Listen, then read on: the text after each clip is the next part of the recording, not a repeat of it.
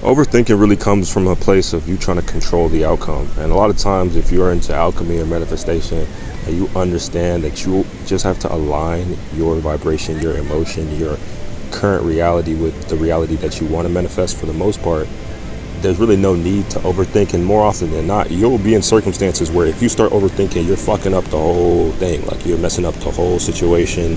You might mess up a relationship because you're overthinking. You might mess up a job because you're overthinking. You might be trying to perform as an artist or maybe a content creator, and you're overthinking your content. Now you can't create as much content as effectively.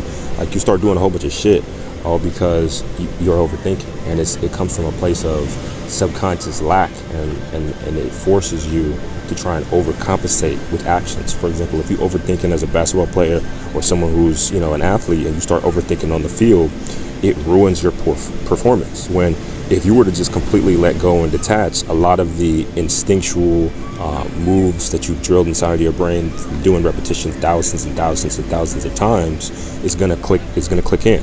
That's why if you do affirmations, or if you do any sort of positive reinforcement when it comes to you living in your desired reality, and you basically speaking life into yourself, then there is no need to overthink. If you're going into a job interview, or if you're on a sales call, whatever it might be, if you just keep putting in the work consistently and following the inputs to get your desired output, it is basically universal law that you're going to get what you want.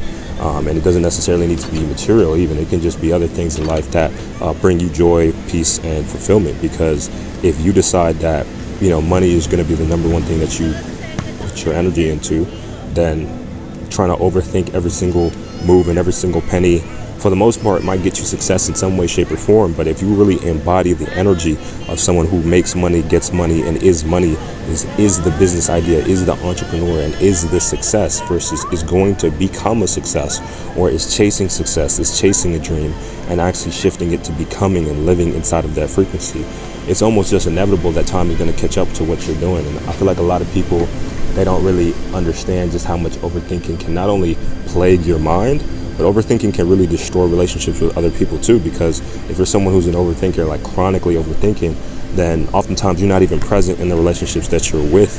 You're not even really with the person, because you're always thinking about what this person is thinking about, versus just actually listening to what that person might have said or is saying to you currently. And oftentimes, as someone who's an overthinker himself, you really just lose sight in terms of what's in front of you.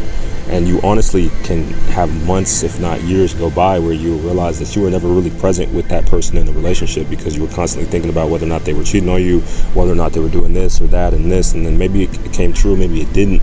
But at the end of the day, you lived life in your head, when there's a certain level of power and just calmness that comes from living inside of your body, right? That somatic experience of having a regulated nervous system, as well as having a very calm mind, is extremely powerful. Not only for you trying to grow your business, you trying to make sure you have the best health, but it's also just powerful overall, just as someone who wants to be spiritual and more conscious of their decisions and actions.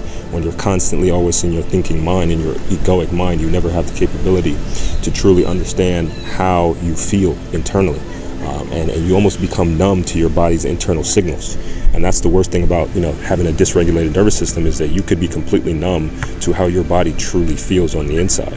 You might not even know it for years. You might just be scrolling, using drugs, addicted to thing after thing after